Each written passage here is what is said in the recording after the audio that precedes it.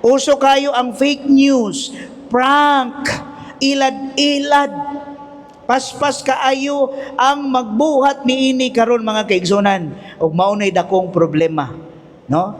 The digital environment is a meeting place where young people spend much of their time. Ay sambingay time, and where they easily make friends. But it can also be a place of what? Loneliness, manipulation, exploitation, and even violence. Mo gingon ni Pope Francis sa Christus Vivit 2019. Uso kayo ang bully sa eskwelahan mga bata. Di ba? Gibuli. Dili makaya ang bully. Pag uli sa balay, naghilak.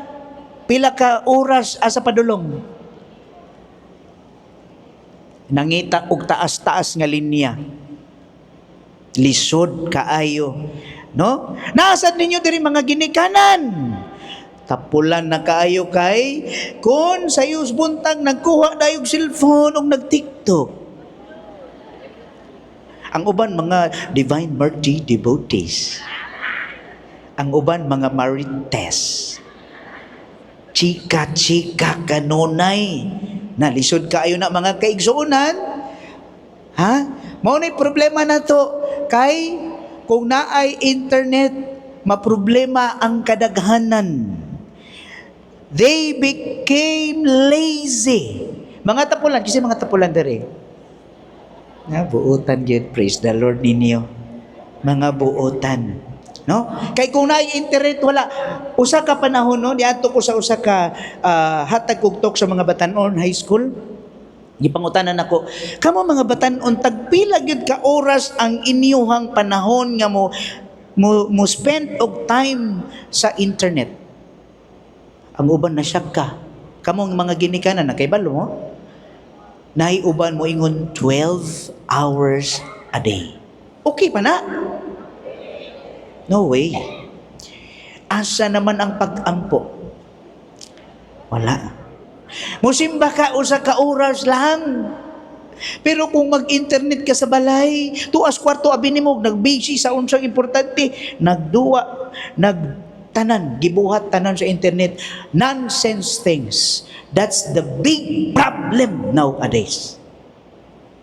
Ginikanan, hello mga ginikanan, wala mo kay baluan ha.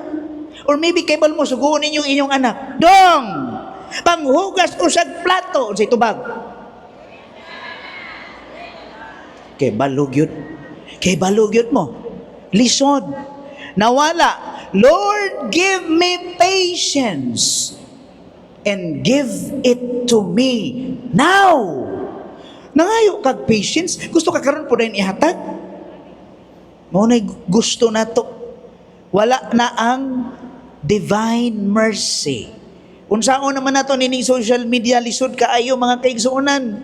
Sometimes we want mercy from God on our terms. So fast, so easy, and convenient. But showing mercy to others, that's where it gets challenging. Wala na'y kaluoy. Lisod kaayo. Usa ka ginikanan ni duol sa ako sa kumpisalan, ningon siya, Father, forgive me for I have sinned. Naghilak na dayon siya. Ningon siya, gibiyaan ko sa akong mga anak. Maunay akong gikalagutan nila, Father, kay to the point nga bisan ang akong pagkaon, akong medisina, wala na sila sa ako Ila na akong gibiyaan, gi-reject, gi-condemn. Kasi naana ninyo dire. Naana dire? Hello? Naa pa mo?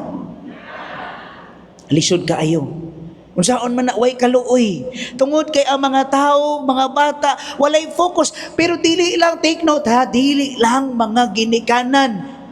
Dili lang mga bata, busy apil ang ginikanan. Wala na na-focus unsay labing importante. Mga kaigsuonan, nato sa ning tanahon. Ha? Tanahon tani.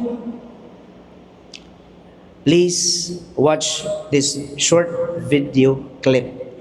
Unsay nahitabo, walay focus sa atong kinabuhi.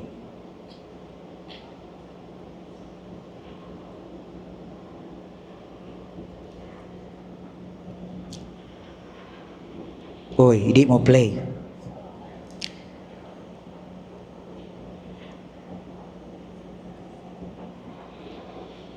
Dili itugot.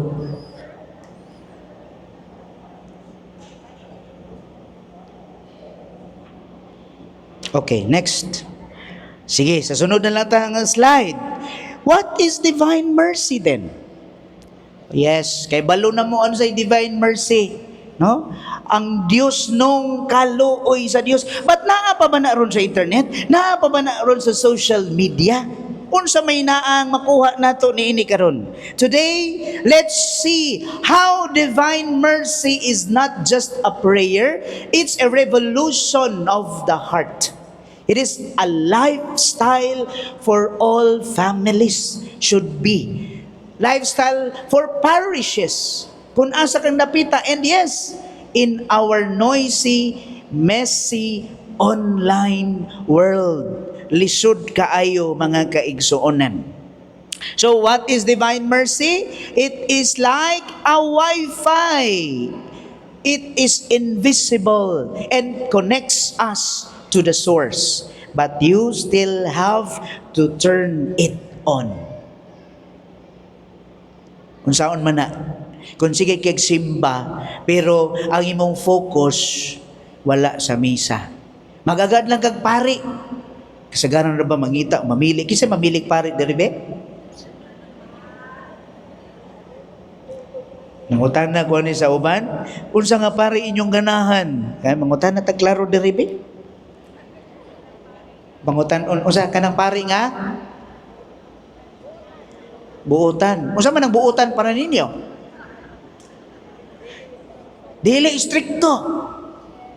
Tsapa. Kugihan. Nadyo yung miingon dito, kanang pari nga ng guwapo. Taas. Patay. Undang. Kana inyong gusto, walay misa mahitabo. Kay inyo ang gusto man ng inyong gusto, ipatuyang ninyo. Kung sa man inyong giadtos simbahan, mag-ampo man ta. Ang Ginoo may gipangita nato dili man ang pari. O pari gipangita, delikado na siya. Makulbaan na ta. So what is divine mercy then?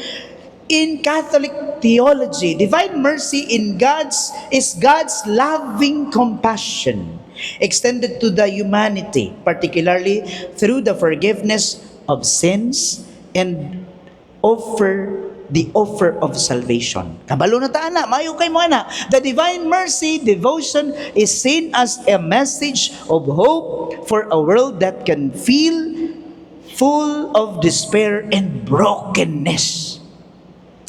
It highlights God's compassion for the suffering and brokenness of humanity.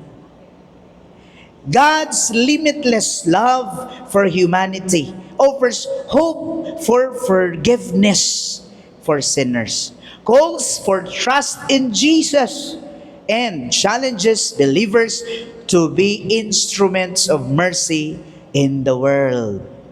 So, kitang tanan gitawag ni ini for salvation, compassion, hope, forgiveness, trust, and love.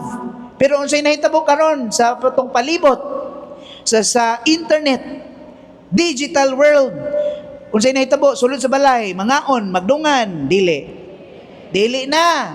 Mag-ampo pas, divine mercy, chaplet, dili na. Nya ngano man mo, kamo mga ginikanan, wa mo kabuyagan na. Nagbuyag pa der, kahi lang yun na sila gulo. Tinoon, di ba? Saon man na? Moingon ta, divine mercy, tabangi ang akong anak, nga ano taon ni siya. Iampo. Nya, hantod kanus aman mo tubag. Lisod. Division. Napa? Hatred, laziness, tapulan na kayo. Kay sugoon, di na mo tuman.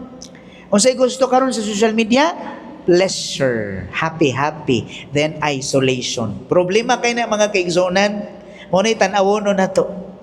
A priest once asked a little girl, what is mercy? She said, when you get a second chance, even if you don't deserve it. Hunay, divine mercy. Sa mo ay isang